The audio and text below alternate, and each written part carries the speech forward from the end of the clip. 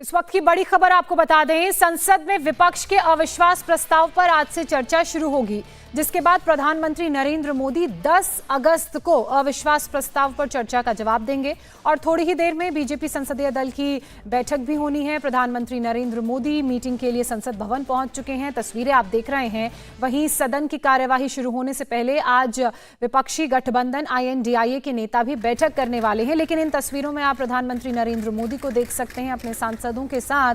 वो आज संसदीय दल की बैठक करने वाले हैं और माना यह जा रहा है कि जो आज अविश्वास प्रस्ताव पर चर्चा शुरू होनी है उसको लेकर इस बैठक में बात की जाएगी। हालांकि आज कांग्रेस की तरफ से अविश्वास प्रस्ताव पर बात की जाएगी और उसके बाद 10 तारीख को प्रधानमंत्री नरेंद्र मोदी जवाब देंगे।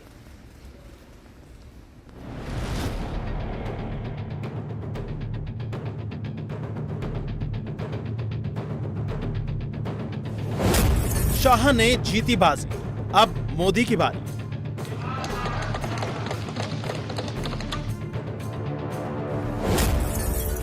मोदी के दूसरे कार्यकाल का पहला अविश्वास। कि आप इतनी तैयारी करो कि 2023 में फिर से आपको अविश्वास प्रस्ताव लाने का मौका मिले। एनडीए की अग्नि परीक्षा, INDIA का दूसरा टेस्ट।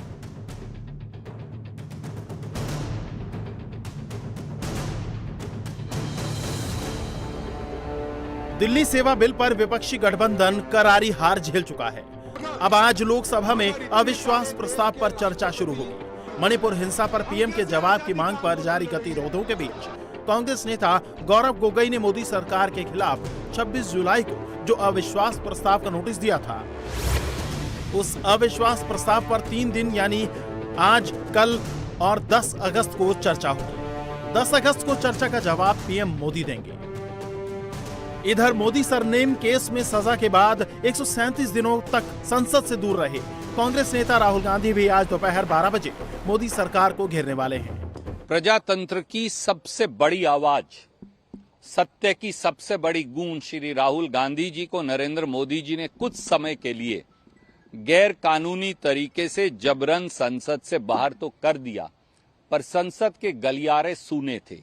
श्री राहुल गांधी जी की सिंह गर्जना गूंजेगी संसद के गलियारों में, तो मोदी सरकार की जवाबदेही सुनिश्चित होगी।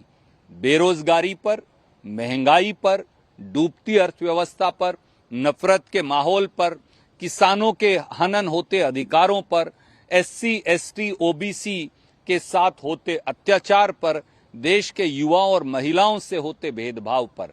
और इंतजार करिए, क्योंकि अब मोदी सरकार बच नहीं पाएगी। ये पहला मौका नहीं है जब मोदी सरकार को अविश्वास प्रस्ताव पर जवाब देना है। इससे पहले 20 जुलाई 2018 को तेलुगु देशम पार्टी मोदी सरकार के खिलाफ संसद में अविश्वास प्रस्ताव लाई थी। उस वक्त मोदी सरकार को 325 वोट मिले थे, जबकि अविश्वास प्रस्ताव के पक्ष में विपक्ष को 126 वोट मिले थे। कि आप इतनी तैयारी करो कि 2023 में फिर से आपको अविश्वास प्रस्ताव लाने का मौका मिले। और अहंकार की बात है, ये समर्पण भाव है, अहंकार का परिणाम है 400 से 40 हो गए। अहंकार का परिणाम है 400 से 40 हो गए और सेवा भाव का परिणाम है कि 2 से यहां आकर के बैठ गए, 2 से निकल करके आके बैठ गए। आप कहां से कहां पहुंच गए। अरे मिलावटी दुनिया में जीना पड़ रहा है। आप कोई लंबी बात करोगे तो शोभा नहीं देगी। आज की चर्चा से पहले लोकसभा में नंबर गेम साफ कर रहा है कि पलड़ा किसका भारी है। 545 सीटों वाली लोकसभा में बहुमत का आंकड़ा 272 है। एनडीए के सबसे प्रमुख दल बीजेपी के पास अकेले 301 सीटें हैं। वहीं सहयोगी पार्टियों को जोड़ दें तो एनडीए के पास 329 सांसदों का समर्थन है, जबकि कांग्रेस समेत विपक्षी गठबंधन INDIA के पास करीब 141 सदस्यों का समर्थन प्राप्त है। कांग्रेस नतीजा जानती है, इसीलिए रास्ते तलाश रही है। We will make our points.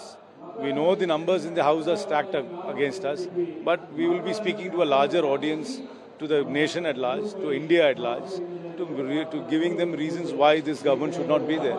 And I'm sure that we will win the moral argument.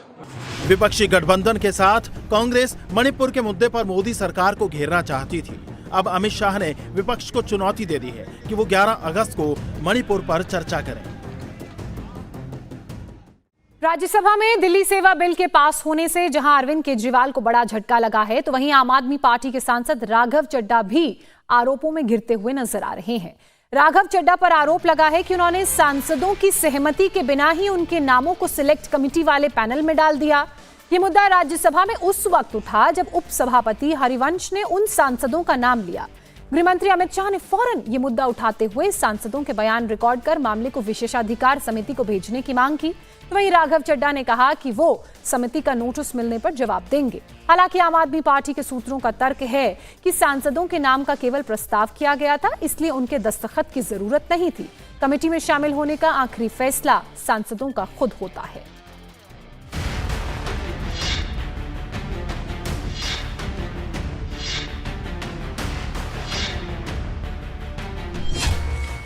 Rajya Sabha में राघव चड्ढा पर फर्जीवाड़े का आरोप। हम तो यहाँ चर्चा कर रहे थे, फर्जीवाड़ा दिल्ली सरकार में चल रहा है, ये सदन की कार्यवाही में फर्जीवाड़ा है।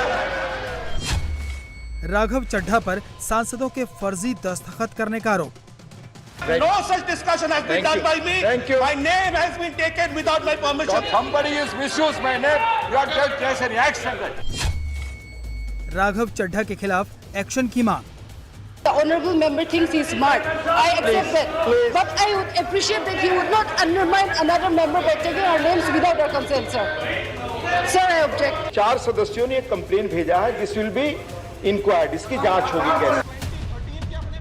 राज्यसभा में दिल्ली सेवा बिल पर बहस के दौरान राघव चड्ढा फर्जीवाड़े के आरोप से घिर गए हैं।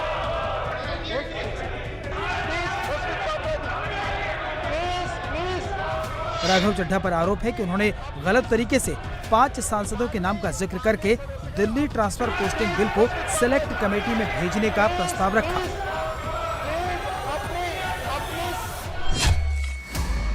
बीजेपी सांसद एस फानुगन कोन्याक, नरहरि अमीन और डॉक्टर सुधांशु त्रिवेदी, एआईएडीएमके सांसद एम थम्बीदुरई और बीजेडी सांसद डॉक्टर सस्मित पात्रा ने आरोप लगाया है कि विधेयक पर प्रस्तावित चयन समिति में उनकी सहमति के बिना उनका नाम शामिल किया गया।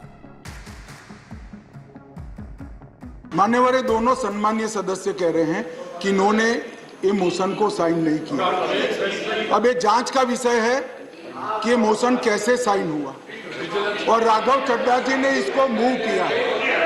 मान्यवर इनका सिग्नेचर किसने किया है, ये जांच का विषय है। मान्यवर ऐसे नहीं चलता। मान्यवर अब ये मामला सिर्फ दिल्ली सरकार में फर्जी करने का नहीं है, ये सदन के अंदर फर्जी करने का मामला है। मान्यवर ऐसा कैसे चलता है। पॉइंट नंबर 10 पे ये कहते हैं ये आरोप राघव चड्ढा के लिए बड़ी मुसीबत बन सकते हैं। केंद्रीय गृह मंत्री अमित शाह ने इसे विशेषाधिकार समिति को भेजने की मांग की है। मान्यवर ये 5 सदस्यों का नाम आसन की ओर से उद्घोषित किया जाए या उनको बोलने की मंजूरी दी जाए और इसका रिकॉर्ड बनाकर, ये प्रिविलेज का मामला है मान्यवर, इसको प्रिविलेज कमेटी में भेजा जाए। हम तो यहाँ चर्चा कर रहे थे, फर्जीवाड़ा दिल्ली सरकार में चल रहा है, ये सदन की कार्यवाही में फर्जीवाड़ा है। सांसदों ने राघव चड्ढा के खिलाफ शिकायत कर दी है। अब इस पर फैसला राज्यसभा के सभापति को लेना है। सिर्फ मेरे साथ ऐसा नहीं था, कई सारे सांसद हैं, भारतीय जनता पार्टी के हैं, दूसरी पार्टियों के हैं, जिनका भी नाम ऐसे डाला गया है। तो माननीय गृह मंत्री जी उस वक्त थे, तो उन्होंने भी इसका संज्ञान लिया और उन्हें भी कहा कि इन्वेस्टिगेशन होनी चाहिए। तो मैं आशा करता हूं कि honourable chairman of the house will take appropriate action. Chadha ने सिलेक्ट कमेटी में मेरा नाम रखा, मेरी कोई उससे बात नहीं हुई है, मैंने कोई साइन नहीं की है, एक गलत किया है उसने, और मैंने स्पीकर को भी बता दिया कि मेरा नाम उसने गलत रखा है। I have not signed any document like that. Therefore, somebody may be misused my name and forgery signature would have included. हालांकि आम आदमी पार्टी के सूत्रों का कहना है कि सेलेक्ट कमेटी के लिए किसी सदस्य के नाम का प्रस्ताव करते वक्त दस्तखत की जरूरत नहीं होती। राघव चड्ढा की मंशा किसी सदस्य को घेरने की नहीं थी, ये केवल प्रस्ताव था जिस पर आखिरी फैसला प्रस्तावित सदस्य को करना होता है। सदन से प्रस्ताव खारिज हो चुका है, इसलिए सदस्यों की शिकायत का सवाल नहीं उठता। गृह मंत्री जी कानून पढ़ते नहीं, ना जानते हैं। अगर वो उसने पढ़ा होगा, जाना होता तो ये मुद्दा ही नहीं उठाते, क्योंकि गृह मंत्री श्री ने उठाया था तो फिर और लोगों को उसके ट्यून पे डांस करना पड़ता है। कानून क्लियर है कि मैं मूव कर रहा हूं तो मुझे किस मेंबर को कमेटी में रखना है उसकी सहमति लेनी नहीं है। कानून में प्रावधान है अगर वो असहमति जताएगा कि मुझे इस कमेटी में नहीं रहना है तो ऑटोमेटिक वो नाम डिलीट हो जाएगा। इंडिया टीवी हर वक्त हर जगह डाउनलोड करने के लिए सर्च करें India TV news Google play store या ऐप स्टोर पर।